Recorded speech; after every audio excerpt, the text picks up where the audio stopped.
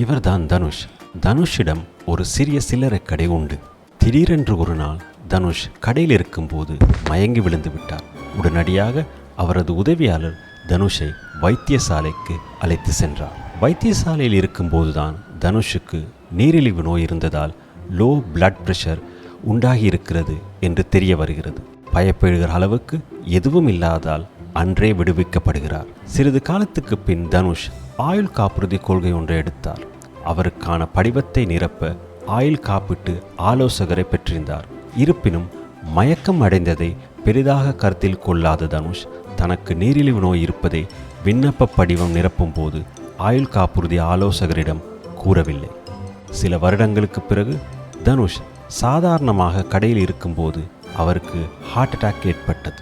உடனடியாக வைத்தியசாலைக்கு கொண்டு செல்லப்பட்ட தனுஷ் சில நாட்களில் குணமடைந்தார். ஆனால் அவருக்கு இருந்த நீரிழிவு நோய் ஹார்ட் அட்டாக்குக்கான அபாயத்தை அதிகரித்திருக்கிறது என்று மருத்துவர் கூறினார்.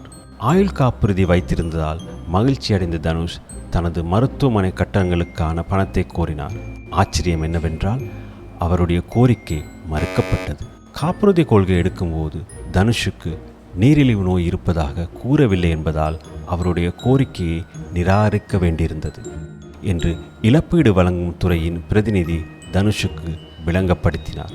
இதன் காரணமாக தனுஷால் காப்புறுதி பலன்களை அனுபவிக்க முடியாமல் போனது.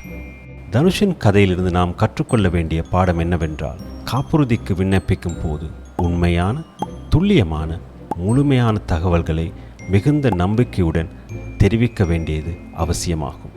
விண்ணப்பத்தை நிரப்புவது உங்கள் காப்புறுதி ஆலோசகராக இருந்தாலும் கூட அவருக்கு உண்மையான, துல்லியமான, முழுமையான தகவல்களை வழங்குவது உங்கள் பொறுப்பு.